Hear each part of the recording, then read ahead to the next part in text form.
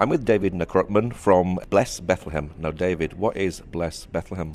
Blessing Bethlehem is an initiative that's part of the Center for Jewish Christian Understanding and Cooperation, which I'm the executive director of, to help Christian Arabs living in the birthplace of Christianity to put food on their table. That's simple. That's what Blessing Bethlehem is. It was inspired by our own faith within Judaism, Orthodox Judaism, I would say Judaism in general, of covenant land demands covenant responsibility. We are stewards of this land. We understand when we don't keep covenant that we can get taken out of the land of Israel. History has proved this in the past, twice in the history of Israel. Since we didn't keep covenant, we were thrown out of the land of Israel. Now that we have this responsibility of being a steward again, we want to make sure those who are most marginalized in this land, whether it'll be under the state of Israel or not, it's called the Holy Land. It says in our Declaration of Independence that the state of Israel is in the land of Israel. Okay? And therefore, Bethlehem is part of the land of Israel. And those who are most marginalized in the Holy Land are Christians. So we feel it is our mandate as a Center for Jewish Christian Understanding and Cooperation is to help those who need the help the most. And that's the Christian community here in the Holy Land. When were you started and why were you started? So the center was started in 2008. The Blessing Bethlehem program in itself actually is a transformation of different initiatives that we were trying to help with the Christian Arabs in the land of Israel, both within the state of Israel and in the Palestinian-controlled territories. We began with a food voucher program, which we gave out to people who were financially challenged. They would go to a certain supermarket in Judea, and they would go ahead and buy their groceries from there. Then in 2016, we transformed it to a specific initiative called Blessing Bethlehem. So this really is Jews blessing Christians? This is Orthodox Jews blessing Christians in the land of Israel. Is there a lot of poverty amongst the Palestinian Christians in Bethlehem? The number one issue is poverty because of the discrimination of Christians in the Palestinian-controlled territories. Just remember, Bethlehem 25 years ago was 85% Christian, 15% Muslim. Now the numbers have been reversed, where you have 15% are Christian and 85% are Muslim. Since Arafat's return to Israel and he became the leader of the Palestinian Authority, Christians have been exiting the Holy Land, and specifically Bethlehem. Now, it's not for me to determine how all this came about. I'm here to simply provide humanitarian aid. And 15% of Christians living in the birthplace of Christianity, the number one issue is poverty because of unemployment. So if a Christian is up for a job and the Muslim is up for the job, since the majority are Muslim, the Muslim is probably going to get the job before a Christian. And there is no small business administration for Christians living in the birthplace of Christianity. The welfare system is, if you would say there is a welfare system in Bethlehem, it's really lacking in the services that are needed. A lot of times people have to make a determination how they're going to put food on the table. So since I'm involved in Jewish-Christian relations for the last 18 years, 11 and a half of those years heading the Center for Jewish Christian Understanding and Cooperation, I felt it was a mandate of mine to help out those who are most marginalized. Now you're Jews helping Palestinians. Aren't you supposed to be enemies? No, I'm probably very much pro-Palestinian. I believe that both peoples can live in the land in peace and harmony. It's just a question of leadership. Both peoples have gone through a history together. There's a lot of distrust. I am not a political leader. I'm not for a specific government. But at the end of the day, the Palestinian Authority and their leadership over the years haven't treated Christians well. My government, as far as Christian citizens are concerned within the state of Israel, have really advanced rights for religious freedom for its citizens, including Christians and those from Baha'i faith and other faith communities, including Muslims. 19% of Israel's citizens are Muslim. They are in positions of power, including anywhere up into the court system to being a police officer and so on and so forth. The Palestinian-controlled territories, those rights of freedom of expression for religion is not often given, and some actually suffer for their faith. So looking at what I can do for the Christian community here, I felt the best place to begin was in the birthplace of Christianity. So how did the Christian community feel about receiving help from you? For many of the Christians receiving financial help from us, it's a shock because they've never really interfaced with Jews before. This is, for many of them, the first time actually interfacing with Jews. they never thought that Jews really are concerned about their welfare. This has changed the dynamics of the relationship on the ground and actually building more positive relationships. So I'm doing what God has put on my heart, making and bettering relationships between the local communities. So is this unique for the Holy Land? This is very unique as far as an Orthodox Jewish organization willing to help out the Palestinian Christian community. That's very unique. It doesn't mean that there are not interfaith organizations out there that bring leadership together, but as a grassroots initiative, this is the first of its kind within the Orthodox Jewish community. So is this helping to build the good relations between Christians and Jews? The answer is yes, because once you are looking out for the other and their needs in the land, then you start asking why, and then you interface, well, so why you do this, and why are you Jewish? And I say, well, so why are you Christian? You begin to have this dialogue that you would never normally have. So for us, it's the platform is to help those who need the help the most, but the greater thing is really trying in our small way to contribute advancing peace in the land. So is this proof that there actually can be peace in the land between Palestinians and Israelis because you're working together? Because of the conflict over the years, one of the biggest issues of bringing anybody to the table is distrust. So how do you bring trust? Well, what is it that you need? I'm commanded by God. Both Christians and Jews are commanded by God. You shall love God with all your heart, with all your soul, with all your might. But love means action. Not theoretical love, not to say the words I love you, but to actually see what is it that I need to do to care for you, and I'm taking your interest into consideration and actually doing it. So by doing God's work and his mandates, it's actually creating relations on the ground. And I believe that you can have peace on the grassroots level. I do believe that cooperation can happen. It is happening. It's just a question of whether or not leadership can help facilitate that. Currently, leadership doesn't facilitate that, but doesn't stop us from the grassroots. So as Jews, are you able to meet the people that you're helping in Bethlehem?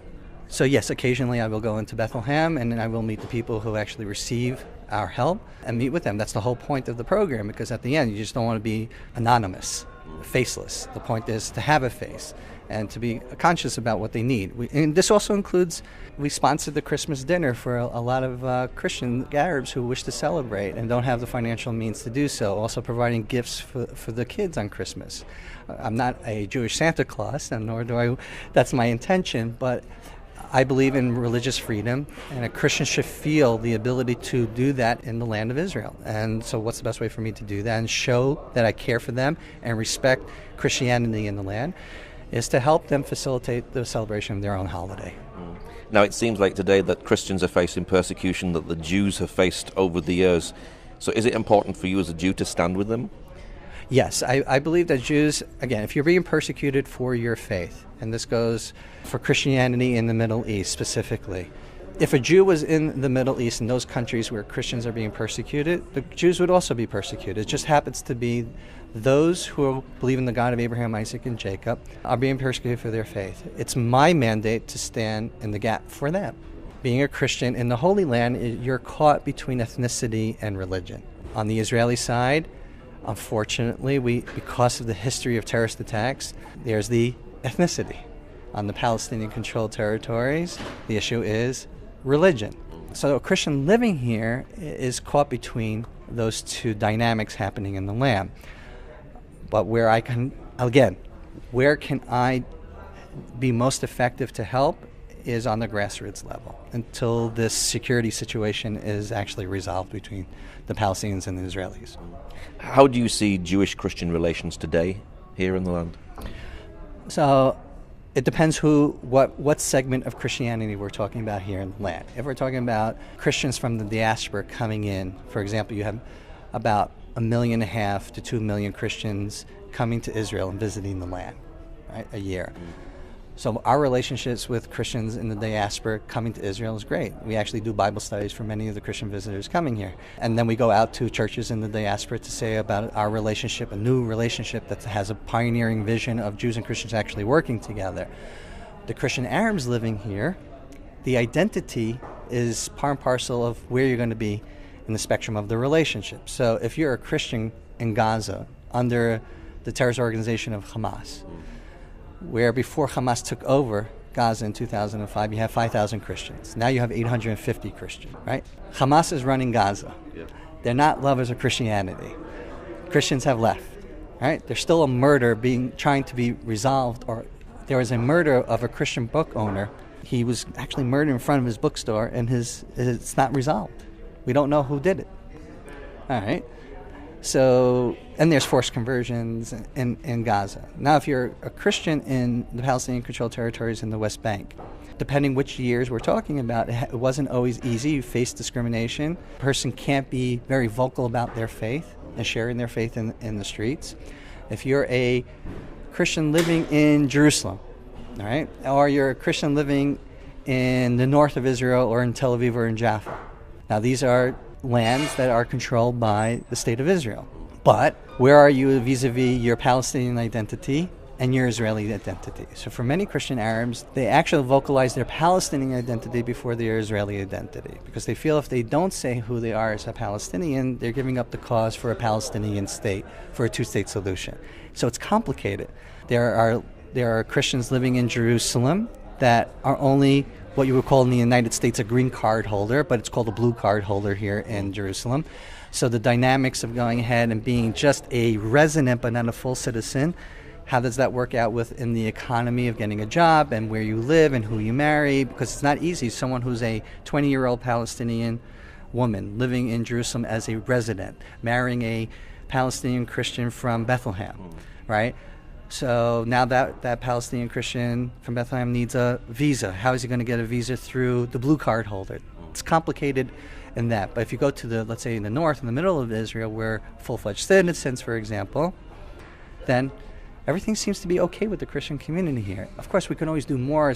Every community can always do more. But if it's access to healthcare, education, if you're whether you're a Muslim Arab or a Christian Arab, you have you have rights, just like Israeli citizens are supposed to have rights. It doesn't matter what your religion is. It just gets complicated in Jerusalem specifically because of a resident card holder versus a citizen. If you're a Muslim citizen of the state of Israel or a Christian Arab citizen of Israel, you get full rights and everything like that. It just becomes complicated when it's a blue card holder issue.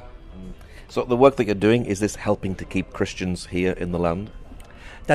You're very nice, trying to say that because what we do keep the Christians in the land. What we do is very much, I always say, is very small. It's meaningful. The intention is there, but at the end, what really Christians need in the land of Israel is more than prayer, which a lot of Christians just say, "I will pray for you." But I would say that there needs to be a cooperation between Israeli Jews and Christians from the diaspora, really to look at the Christian Arabs here in the land of Israel and how we can help them maintain a presence. I don't want Christians to leave the land of Israel, whether they're under the Palestinian-controlled territory or the state of Israel. In order to know that, you have to know the population, and you have to be willing to be, in the long run, to develop the relationships on the ground. So if the issue is, at the end of the day, poverty, what can we do to help the Christians gain employment here? Why is it like India being used as the call center for the world? Why can't you use at least some English-speaking Christian Arabs here to also be call center and to help with whatever needs to be done with businesses? We have to find out innovative ways, and there has to be a willingness of a partnership between Jews and Christians to do that. That's my dream. But we begin with simply putting food on the table. Is it the Bible that unites Jews and Christians? I would say yes. The Hebrew Bible is what connects us, but I would say more than that. Although I don't believe in the divinity and messiahship of Jesus, Jesus was a Jew, he's part of my family. From a Christian point of view, Jesus is both divine and human. His humanity was born in a Jewish home. He grew up very much in a Pharisaical home.